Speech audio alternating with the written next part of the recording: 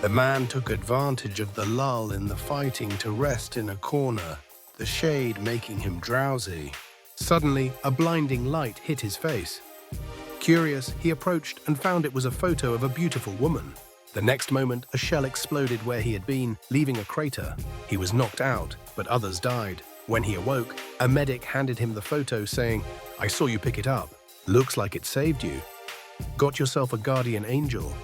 He didn't know who she was, but she had saved his life.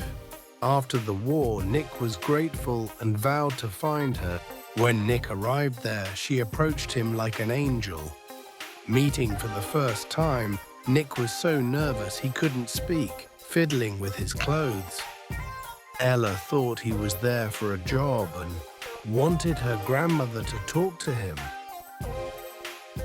Her grandmother asked Nick why someone so young wanted such a job.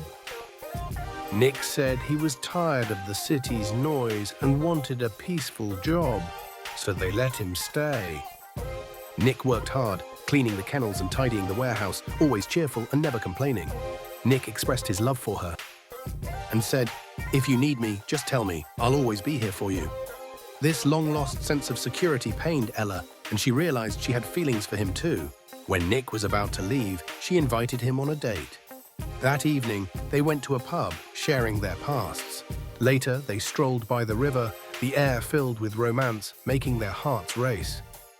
Nick gently kissed Ella, and she didn't pull away, choosing to accept him. Under the moonlight, they shared a passionate kiss. On her son's birthday, her ex-husband sensed something was not right, so he said, "If you don't cut ties with Nick, I'll take our son away." With no choice, Ella had to let Nick go. Nick didn't blame her, choosing to leave quietly. After Nick left, Ella's life felt soulless, living mechanically. Days passed without smiles or passion. Her grandmother knew she couldn't forget Nick and told her not to let her happiness be threatened forever.